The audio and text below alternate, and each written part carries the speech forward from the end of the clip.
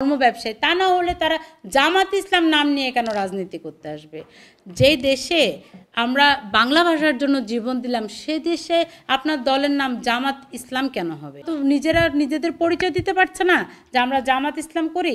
এখন এদেরই এক অংশ তৌহিদি জনতার নামে এভাবে মপ করে বেড়াচ্ছে। জামাত ইসলামের একজন আছে না ইসলামী বক্তা আজহারি সাহেব, তা আজহারি সাহেব যখন মাহফিলে বক্তব্য দেয় তখন কিন্তু উনি বলে না যে এত লক্ষ টাকা দিতেই হবে। তাহলে মাহফিলের প্রথম শর্ত হলো যদি কোনো হুজুর বক্তব্য দিতে আসে উনি বলতে পারবে না যে এত টাকা দিতেই হবে, তা না হলে আমি মাহফিলে কথা বলবো না। উনি প্রথমেই তো আউট হয়ে গেলেন। উনি টাকার বিনিময়ে মাহফিলে আসতেছেন, তিনি সানগ্লাস পরে মাহফিলে কথা বলেন। তারপর উনার কথার মূল বক্তব্য কি? আমাদের হজরত মুহাম্মদ সাল্লাল্লাহু আলাইহি সাল্লামের যে স্ত্রীগণ ছিলেন সেই স্ত্রীর বর্ণনা উনি দিচ্ছেন, খুবই অশ্লীল। এগুলা তো মাহফিলের কথা হতে পারে না। মাহফিল মানুষকে সত্যিকার রাস্তা দেখাবে, কিন্তু ওরা জান্নাতের নামে যারা জান্নাতের নামে এরকম মাহফিল করে বেড়ায় তথাকথিত আর মহিলাদের শরীরের বর্ণনা দেয়, সেই সব মানুষের সাথে জান্নাতে যাবো এই কথা আমরা ভাববো কেন? আর জান্নাতের টিকিট বলেন কেউ জানে না, শুধু সৃষ্টিকর্তা জানে যে আপনি আস্তিক না আপনি নাস্তিক। কাউকে নাস্তিক বলার কোনো ক্ষমতা আপনাকে দেয়া হয়নি।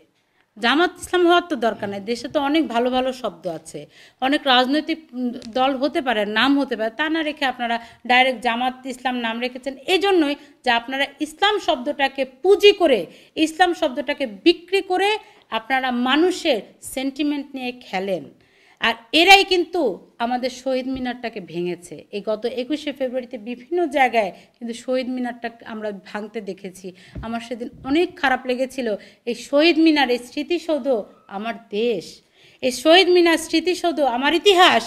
আপনারা আমার দেশ নিয়ে টানাটানি করছেন, আমাদের ইতিহাস নিয়ে টানাটানি করছেন, আমাদের সার্বভৌমত্ব নিয়ে টানাটানি করছেন ইসলামের নামে। এটা কিন্তু আমরা মেনে নিতে পারি না।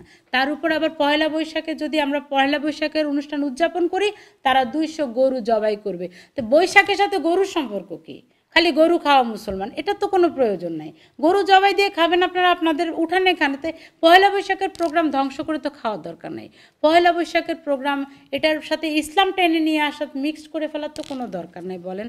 আর ওরা তো নিজেরা নিজেদের পরিচয় দিতে পারছে না যে আমরা জামাত ইসলাম করি। এখন এদেরই এক অংশ তৌহিদি জনতার নামে এভাবে মপ করে বেড়াচ্ছে। জামাত ইসলামের রাজনীতিটা তো একটা এমন একটা দর্শন ওদের, যে দর্শনটাই আপনার অন্ধ দর্শন।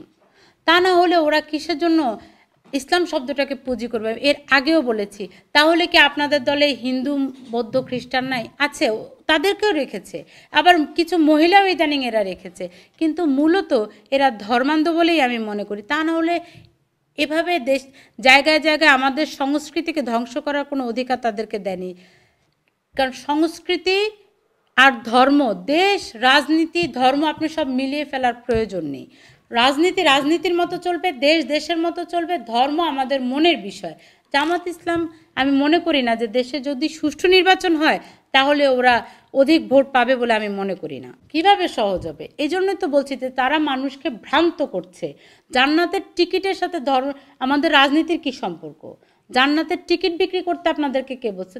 কোথা থেকে তারা এই লাইসেন্সটা পেলো বলেন? এখানেই তো বলি যে তারা তো নিজেরাই ধর্মান্ধ এবং এক শ্রেণীর মানুষকে তারা ধর্মান্ধ করছে। এই জন্য তো স্কুলগুলো বন্ধ করে তারা বেশি মাদ্রাসার দিকে ধাবিত করছে। মাদ্রাসার ছাত্রদেরকে জিজ্ঞেস করেন যে মাদ্রাসার বাংলা অর্থ কি, ও বলতে পারবে না। অথচ মাদ্রাসার বাংলা অর্থ বিদ্যালয়, যা হলো স্কুল, ওরা জানেই না। ওরা শুধু মাদ্রাসায় পড়ে এবং প্রতিদিন অন্ধকারের পথে যায় এবং ভাবে যে এই হুজুরের পিছে থাকলেই আমি জান্নাতের টিকিট পেয়ে যাব। বারবার বলছি যে এই ধর্মান্ধদের পথে হাঁটবেন না।